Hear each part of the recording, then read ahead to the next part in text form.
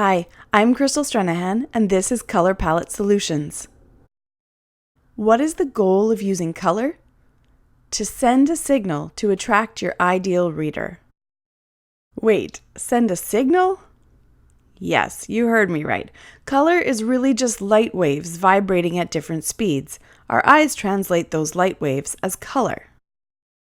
When it comes to using color creatively, we need to first get clear, then get creative, and then use what we came up with consistently. Color is sure fun to play with, but because it's such a potent tool for attracting your ideal reader, you'll want to get clear about who that is and how to work with color to attract them. First, let's get more clear about color and the different components of a great palette. If you haven't seen the author branding tutorial yet, you might want to work through that before you tackle nailing down your palette. So, let's talk about color. We're going to look at the different components in working with color: hue, shade or tone or tint, and also creating a palette. Hue is often the easiest component for people to understand in regards to color. Hue is what most people think of when they use the word color: red, yellow, green, blue, orange. For instance, the hue of all 5 of these color blocks is green, so you can see what a wide variety of colors can fall under one hue. All of these are green, and there are at least 1 million more. In this example, we've taken only one of those color blocks from the previous example, and we've added increasing amounts of white. This changes the tint of the color, although the hue stays the same. In this example, we took the same color block used in the last example, but instead of adding white, we've added black. This changes the shade of the color, but not the hue. You can start to see how many colors you can get from just one hue, and this is only a small sample. Designers sometimes measure the increments of the added white or black in degrees to get a very specific color. Often, the tint or shade can be as important as the hue in determining the mood of the color. Think of the mood of a color as being like the weather, ranging from hues with a lot of white, pastels, happy clear hues, to moody, complex, darker shades. Generally speaking, you will want to keep your palette within the same mood. Spring pastels all go together nicely, and hues with little tint or shading go well together. Jewel colors also play well together, but dark purple and pastel blue will feel a little mismatched in mood. Color is subjective. There are no right colors or moods. The question is, who will those colors attract, and how do those colors relate to your brand or the work you do? Darker colors are often seen in the branding of mystery or thriller writers. Romance tones range from pastel or light shades to a richer, more saturated palette. Historical romance writers can add some shade to convey an aged tone to the work. Now that we know how many colors fall under the umbrella of any one hue, and that there are infinite variations, it helps to use a more universal language when describing color. Identifying systems have been developed to help us be more precise in talking about color. Because color is so prominent in the printing industry, color systems have been invented to help printers and now web designers talk more precisely about color. These 4 are the most widely used systems, but there are many others. The 4 systems we'll deal with here are CMYK, RGB, Hex, and Pantone Matching System. The first one we'll talk about is CMYK. CMYK stands for cyan, which is blue, magenta, yellow, and black. They used C for cyan and K for black to avoid using B, which could have been confused with either blue or black. By combining tiny dots in these 4 colors, printers can create any color on the spectrum. The green hue from our example consists of C78, M15, Y100, and K02. RGB is the next type of color recipe. RGB stands for red, green, and blue. This system developed for quick print copying and for use on the web. The recipe is written similar to the CMYK example. Our sample here is R61 G155 and B53. The translation between a CMYK recipe and an RGB recipe sometimes deliver different results, so another system has emerged, the hex system. Hex numbers begin with a hashtag followed by 6 characters, both letters and numbers. You will often run into hex numbers if you're building a website or even a template for something like a MailChimp newsletter. An older system, known in the industry as PMS, which stands for Pantone Matching System, was the standard in design until the rise of the Internet. It's rare to be asked for a PMS color these days, but it's good to be familiar with the term at least. Here is the same green color block and 4 different recipes that will create that color. All 4 of these will create the same green. Now that we know the language of color, let's play around with developing a palette.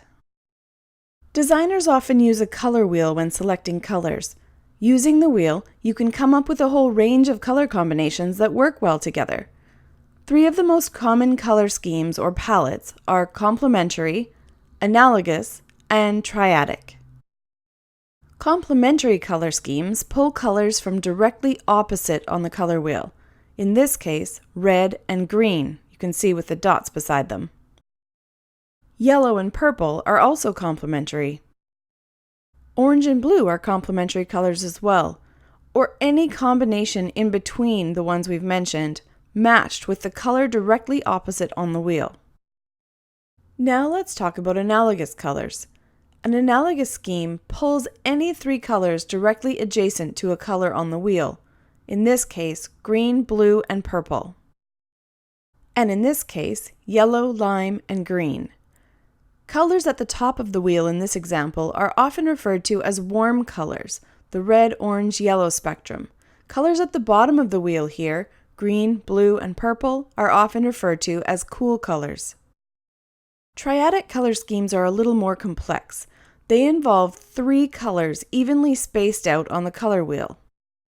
Triadic schemes work well if you choose 1 or 2 as the dominant color and the others as an accent.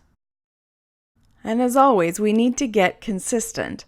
Color can be an instantly recognizable element of your brand, particularly if the colors are combined with a unique logo. No matter what language, the red aluminum can with script writing is instantly recognizable as Coke.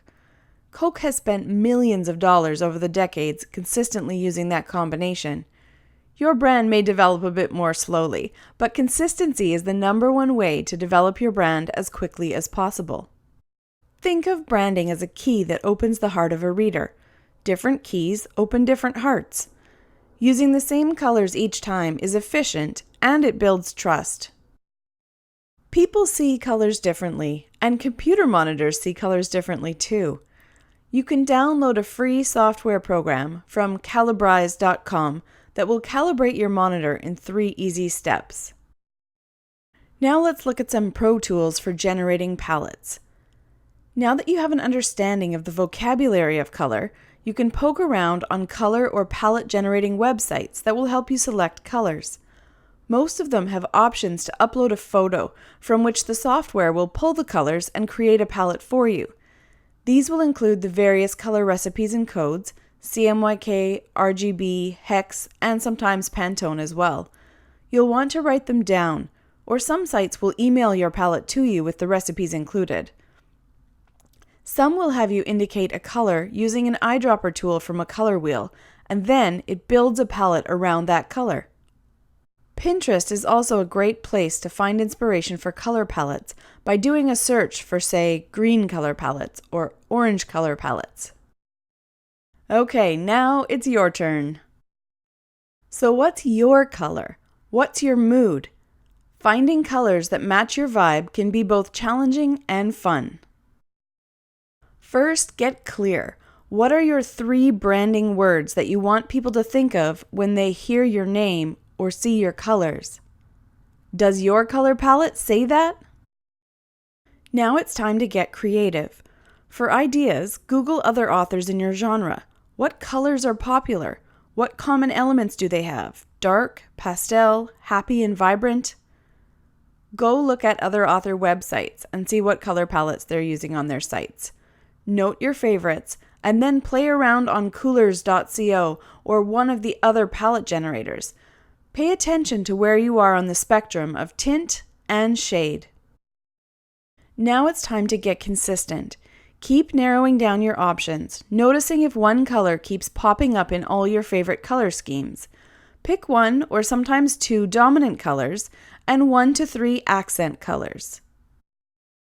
Once you pick your palette, write down all 4 of the color recipes and combine it on a style sheet that also has your logo image, tagline, fonts, hashtags, keywords, and layout options. Color is just one of the important pieces of your author branding set of tools, so make sure you check out the other modules on author branding, design basics, author logos, typography, and taglines so that you have a complete set of branded materials. Thank you for being a part of this Creative Academy event. If you're not a member yet, join us today and unlock a wealth of resources, masterclasses, feedback opportunities, and online community events designed to help you reach the next step in your writing journey. No matter what stage you're at, we've got a helping hand to guide you along the way. Check out our free resource room if you'd like to get a taste of how we can help you reach your writing and publishing goals. Thank you for bringing us along on your writing and publishing journey, and Donna, Eileen, and I hope we'll see you around the Creative Academy soon.